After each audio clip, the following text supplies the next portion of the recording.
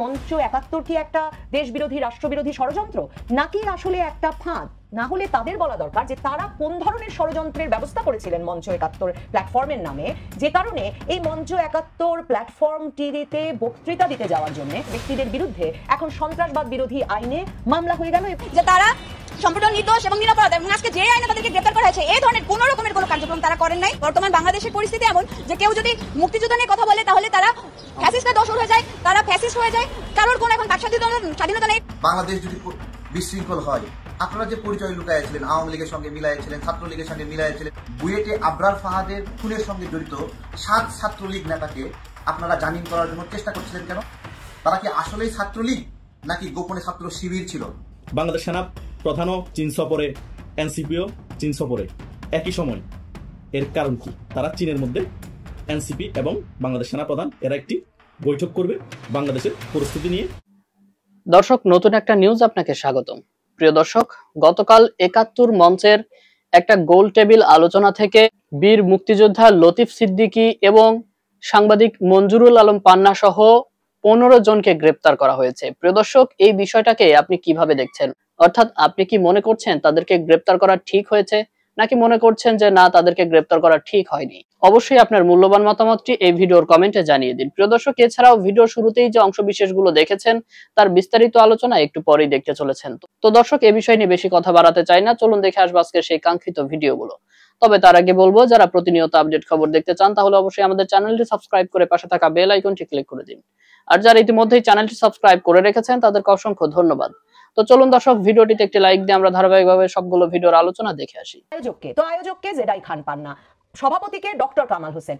এটা কি ভাবাটা খুব অস্বাভাবিক যে এ কারণেই এই সভায় এই সাংবাদিক মাহবুব কামাল, সাবেক সচিব আবু আলম শহীদ খান, ঢাকা বিশ্ববিদ্যালয়ের প্রফেসর সৈয়দ আনোয়ার হোসেন কিংবা ঢাকা বিশ্ববিদ্যালয়ের আইনের অধ্যাপক আমার শিক্ষক হাফিজুর রহমান কার্জন, তারপর ইউটিউবের কন্টেন্ট বানিয়ে যিনি এখন মানচিত্র চ্যানেলের মাধ্যমে একটা প্রভাব বিস্তার করছিলেন, জনপ্রিয় হয়ে উঠেছিলেন সাংবাদিক মঞ্জুরুল আলম পান্না, তারা সকলে যে এই ডক্টর কামাল হোসেন আর জেডাই খান পান্নার নাম শুনে যান নাই তার কি গ্যারান্টি? বিশেষ করে ডক্টর কামাল হোসেন। এখন এই পরিস্থিতিতে ডক্টর কামাল হোসেন কি করে নীরব থাকছেন? কি করে ডক্টর কামাল হোসেন না বিবৃতি দিয়ে, না আইনি সহায়তা দিয়ে এদের পাশে দাঁড়াচ্ছেন? তাহলে তিনিও কি সন্ত্রাসবাদী কর্মকাণ্ডে জড়িত? তাহলে রাষ্ট্র, পুলিশ বা পুলিশের গোয়েন্দা বিভাগ, ডিবি, তাকেও কেন জিজ্ঞাসাবাদ করছে না?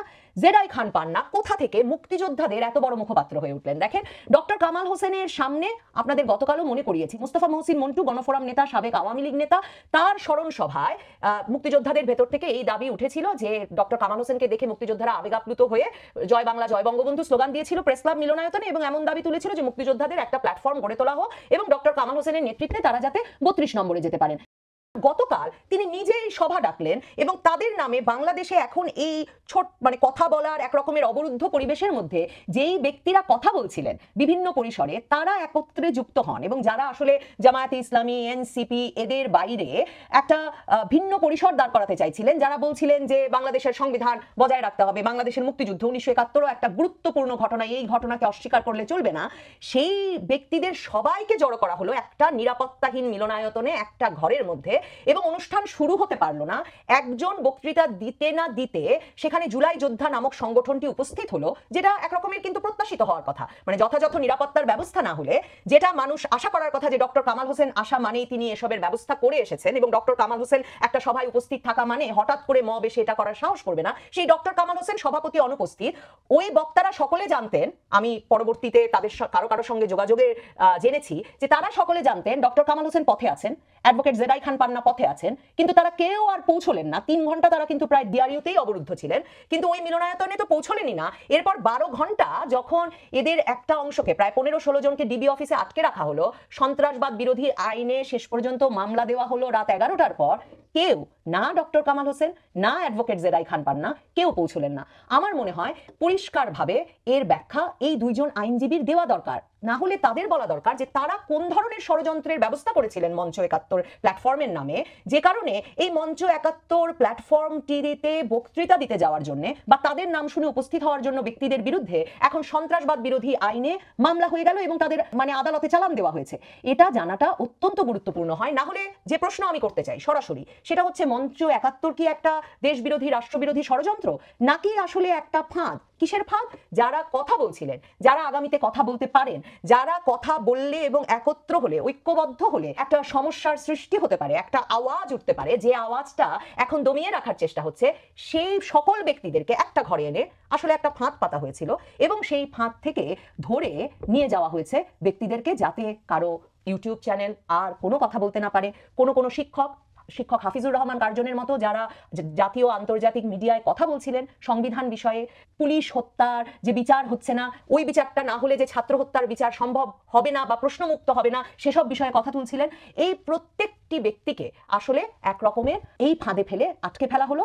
আর যাদেরকে ফাঁদ থেকে মুক্ত হতে পারলেন যারা, এই মাহবুব কামাল, এই আবু আলম শহীদ খান কিংবা অন্য যে ব্যক্তিরা সেখানে উপস্থিত ছিলেন, তাদেরকেও এমন ভয় ধরিয়ে দেওয়া হলো যে এরপর তো টিভি টক শো থেকে কথা বলে নামার পরেও মব হতে পারে এবং সেই মব থেকে তুলে নিয়ে গিয়ে সন্ত্রাসবাদ বিরোধী আইনে মামলা হয়ে যেতে পারে। আর একবার জেলে ঢুকলে কেউ তো জামিন পাচ্ছেন না। ইউটিউবার সাব্বিরের কথা মনে করুন, সেই এপ্রিলে তাকে নাকি পুলিশ ধরে নিয়ে গিয়ে তিনি সন্ত্রাসবাদ বিরোধী, রাষ্ট্রবিরোধী কর্মকাণ্ড পরিচালনা করছিলেন তার ইউটিউবের মাধ্যমে, এই দাবি করে একটা তরুণ ছেলে তার ইউটিউব চ্যানেলে গেলে দেখবেন নিরীহ সব কন্টেন্ট, সেই ব্যক্তিকে তুলে নিয়ে গিয়ে মামলা দিল সন্ত্রাসবাদ বিরোধী আইনে। 3 মাস পর জুন মাসের দিকে সংবাদ মাধ্যম খুঁজে বের করলো যে পুলিশ, বনানী থানা পুলিশ তাকে তুলে নিয়ে গেছে এবং সন্ত্রাসবাদ বিরোধী আইনে মামলা দিয়েছে। কাজী ডক্টর কামাল হোসেন, কাজী অ্যাডভোকেট, সিনিয়র অ্যাডভোকেট জেরাই খান পান্না, আপনাদের এগিয়ে আসার সময় হয়েছে। আপনাদের অবস্থান স্পষ্ট করা দরকার। কেন আপনারা এদেরকে জড়ো করেছিলেন সেটা বলা, স্পষ্ট করা অত্যন্ত গুরুত্বপূর্ণ আপনাদের জন্য। সিনিয়র অ্যাডভোকেট জেরাই খান পান্না তার আয়োজিত অনুষ্ঠানে যখন অবরুদ্ধ অবস্থায় তার আমন্ত্রিত অতিথিরা এবং 12 ঘন্টা ধরে যখন তারা ডিবি অফিসে আটক, তিনি কোর্টে বসে ফেসবুক লাইভ করে নিন্দাবাদ জ্ঞাপন করেছেন। আমি মনে করি না সেটা যথেষ্ট। খুব স্পষ্ট হওয়া দরকার, মঞ্চ 71 একটা ষড়যন্ত্র না একটা ফাঁদ। পিয়ার নিয়ে বাংলাদেশে বিশৃঙ্খলা করছেন। বাংলাদেশ যদি বিশৃঙ্খল হয়, আপনারা যে পরিচয় লুকাইছিলেন, আওয়ামী লীগের সঙ্গে মিলাইছিলেন, ছাত্রলীগের সঙ্গে মিলাইছিলেন এবং ছাত্রলীগের সাথে মিল কইরা একসাথে ছাত্রদেরকে পিটাচ্ছিলেন, একটা প্রশ্নের উত্তর দিবেন? বুয়েটে আবরার ফাহাদের খুনের সঙ্গে জড়িত 7 ছাত্রলীগ নেতাকে আপনারা জামিন করার জন্য চেষ্টা করছিলেন কেন? তারা কি আসলেই ছাত্রলীগ নাকি গোপনে ছাত্র শিবির ছিল, যে কারণে দলগতভাবে আপনাদের কর্মীরা সংঘবদ্ধভাবে আবরার ফাহাদের খুনির পক্ষ নিচ্ছিল এবং বলছিল যে এই আবরার ফাহাদের খুনির পক্ষে শিশির মনির যে দাঁড়িয়েছে এইটাই হক। আজকে পিয়ার নিয়ে বাংলাদেশে যে বিশৃঙ্খলা করছেন, একটা কথা বলি, এতদিন কিন্তু লুকায় ছিলেন, পরিচয় গোপন করেছিলেন। আজকে গণ অভ্যুত্থানের কারণে আরাম পাইছেন, মুখোশ খুলে ফেলছেন, খুব বড় বড় গল্প করছেন, ধার লম্বা করে বড় বড় গল্প করছেন। আপনাদের পরিচয় তো প্রকাশ পেয়ে গেছে। বিশৃঙ্খলা শুরু হলে কোথায় লুকাবেন? শেখ হাসিনার সময়ে জামাত পরিচয় দিলে জামিন হয়ে যাচ্ছিল। ডক্টর মাসুদ ভাই, আপনি এটা কি বললেন যে তুমি জামাত ঠিক মতো করো না, এই জন্য তোমার জামিন হয় নাই, তুমি যদি ঠিক মতো জামাত করো তোমার জামিন হয়ে যাবে। এই কথাটা শোনার পরে আমি আসলে খুঁজতেছিলাম যে কেন আমরা 17 বছর ধরে বারবার পরাজিত হচ্ছিলাম। মাসুদ ভাই, আপনি এটা কি শুনাইলেন? 28 অক্টোবর এত বড় আন্দোলন হলো, এইখানে আমরা লড়াই করছিলাম, আপনারা ওই পাশে একটা প্রোগ্রাম করে শান্তিপূর্ণভাবে বাসায় চলে গেলেন। দেশের জন্য একসাথে কাঁধে কাঁধ মিলাই আমরা লড়াই করতে পারলাম না। আজকে আমি খুঁজতেছিলাম যে আমরা বারবার কেন পরাজিত হচ্ছিলাম। আচ্ছা, সামনে আপনারা কি করবেন? এতদিন তো পরিচয় লুকাইছিলেন, পিয়ার নিয়ে বাংলাদেশে বিশৃঙ্খলা করছেন। বাংলাদেশ যদি বিশৃঙ্খল হয়, আপনারা যে পরিচয় লুকাইছিলেন, আওয়ামী লীগের সঙ্গে মিলাইছিলেন, ছাত্রলীগের সঙ্গে মিলাইছিলেন এবং ছাত্রলীগের সাথে মিল কইরা একসাথে ছাত্রদেরকে পিটাচ্ছিলেন, একটা প্রশ্নের উত্তর দিবেন? বুয়েটে আবরার ফাহাদের খুনের সঙ্গে জড়িত 7 ছাত্রলীগ নেতাকে আপনারা জামিন করার জন্য চেষ্টা করছিলেন কেন? তারা কি আসলেই ছাত্রলীগ নাকি গোপনে ছাত্র শিবির ছিল, যে কারণে দলগতভাবে আপনাদের কর্মীরা সংঘবদ্ধভাবে আবরার ফাহাদের খুনির পক্ষ নিচ্ছিল এবং বলছিল যে এই আবরার ফাহাদের খুনির পক্ষে শিশির মনির যে দাঁড়িয়েছে এইটাই হক। আজকে পিয়ার নিয়ে বাংলাদেশে যে বিশৃঙ্খলা করছেন, একটা কথা বলি, এতদিন কিন্তু লুকায় ছিলেন, পরিচয় গোপন করেছিলেন। আজকে গণ অভ্যুত্থানের কারণে আরাম পাইছেন, মুখোশ খুলে ফেলছেন, খুব বড় বড় গল্প করছেন, ধার লম্বা করে বড় বড় গল্প করছেন। আপনাদের পরিচয় তো প্রকাশ পেয়ে গেছে। বিশৃঙ্খলা শুরু হলে কোথায় লুকাবেন? যারা ক্যাম্পাসে ছাত্র শিবির লুকায়ে ছাত্রলীগ করতেন, তারা তো পরিচয় এখন প্রকাশ করে দিয়েছেন। সুতরাং বিশৃঙ্খলা হলে এই বাংলাদেশের সবচেয়ে বেশি বিপদে আপনারাই পড়বেন। যে পিআর সিস্টেম নিয়ে বিশৃঙ্খলার চেষ্টা করছেন, আজকে রোডম্যাপ ঘোষণা হয়েছে, আপনারা 300 আসনে প্রার্থী ঘোষণা করেছেন। একটা কথার উত্তর আপনারা জীবনও দিতে পারবেন না মাসুদ ভাই, ডক্টর শফিকুর রহমান, নায়েবে আমির, তাহির ভাই, আপনাদেরকে জিজ্ঞাসা করছি, আপনারা যদি পিআর চান তাহলে এতগুলো আসনে প্রার্থী কেন ঘোষণা করলেন? এটা কি সাংঘর্ষিক না? একটা উত্তর দিতে পারবেন যে আপনারা এখনো রোডম্যাপ দেখাননি যে পিআর আপনারা কোন পদ্ধতিতে চান? বাংলাদেশ সেনা প্রধানও চীন সফরে, এনসিপিও চীন সফরে একই সময়, এর কারণ কি? আপনাদের কাছে প্রশ্ন। আপনাদের যদি কোনো মন্তব্য থাকে কমেন্ট করে জানাবেন। কিন্তু আজকে আমি এই বিষয় নিয়ে আলোচনা করব কেন তারা একই সময়ে চীন সফরে। তার মেইন কারণ হতে পারে তারা চীনের মধ্যে এনসিপি এবং বাংলাদেশ সেনাপ্রধান এরা একটি বৈঠক করবে বাংলাদেশের পরিস্থিতি নিয়ে এবং আগামীতে যে নির্বাচন হবে সে সকল বিষয় নিয়ে। এখন অনেকের প্রশ্ন হতে পারে চীনে কেন বৈঠক বসছে, বাংলাদেশে তো বসতে পারতো। আসলে আমাদের ব্যাপারটা বুঝতে হবে, বাংলাদেশে যদি তারা বৈঠকটা বসতো তাহলে অবস্থা খুব বেগতি হয়ে যেত, খারাপ পড়ে যেত সারা বাংলাদেশের মধ্যে। এটা নিয়ে অনেক সমালোচনা অনেক কিছুই হতো। তখন মানুষ বলতে শুরু করতো ডারবিন আসির সেনাবাহিনীকে কটূক্তি করছে, ডিজিএফকে অপমান করছে এবং এনসিপি নেতারা সেনাবাহিনীকে অপমান করছে, আর এইদিকে সেনাবাহিনীর প্রধান এনসিপিকে নিয়ে বৈঠক বসছে। তাহলে তারা নিজেরাই এক আছে। এগুলো সকল কিছু সেনাবাহিনীর ইন্ধনে হচ্ছে, সেনাবাহিনীর ইন্ধনে তারা সেনাবাহিনীকে অপমান করে কথা বলতে পারছে। সে কারণে বাংলাদেশের মানুষ এই বুয়েটের ব্যাপার নিয়ে বিজি আছে, আন্দোলন নিয়ে বিজি আছে, কারিগরি শিক্ষার্থীদের আন্দোলন নিয়ে ওইদিকে ফোকাসে আছে। এদিকে যে চীনের মধ্যে এনসিপি নেতারা এবং বাংলাদেশ সেনাবাহিনীর প্রধান বৈঠক করে ফেলছে বিভিন্ন বিষয়ে, সেদিকে কোনো খেয়াল নাই। এবং গতকালকে নিউজ দেখলাম চীন সফর থেকে সেনাবাহিনীর প্রধান বাংলাদেশে ফিরে আসছে। এখন কি বৈঠক হয়েছে? 1 নম্বর পয়েন্ট, হয়তোবা বৈঠক হয়েছে আগামীতে যে নির্বাচন হবে সেই নির্বাচনে এনসিপি কয়টা আসন পেতে পারে বা এনসিপির অবস্থান কি, এনসিপি কি আদৌ নির্বাচনে ফেব্রুয়ারিতে অংশগ্রহণ করার জন্য এখন প্রস্তুত আছে। আজকে একটি নিউজে দেখতে পেলাম এবং হাসনাত আব্দুল্লাহ বক্তব্য দিয়েছে, আমরা এখন উপজেলায় পর্যায়ে আমাদের প্রচারণা করব উঠান বৈঠকের মাধ্যমে। তার মানে বুঝে গিয়েছে চীন থেকে একটা নির্দেশনা চলে এসেছে যে উপজেলা পর্যায়ে এনসিপির যে সংগঠনটা আছে তাকে পৌঁছায় দিতে হবে এবং উপজেলা পর্যায়ে এনসিপিকে শক্ত করতে হবে। এবং এনসিপি এই কথার ভিত্তিতে বুঝে গিয়েছে এনসিপি ফেব্রুয়ারিতে নির্বাচনের জন্য প্রস্তুত হচ্ছে। তাদের যত দাবি দাওয়া আছে সকল কিছু ছেড়ে সেনাপ্রধানও সেটা হয়তো চীনের মধ্যে এদেরকে বোঝাতে চেয়েছে যে আমি 18 মাসের সময় দিয়েছি, এই সরকার 18 মাসের মধ্যে নির্বাচন আমাকে করতে হবে, বা এই সরকার সেটা মনে করে ফেব্রুয়ারিতে নির্বাচন দিচ্ছে। আর একটি গণতান্ত্রিক দেশের মধ্যে নির্বাচন ছাড়া কোনো সরকার বেশি দিন থাকা যায় না।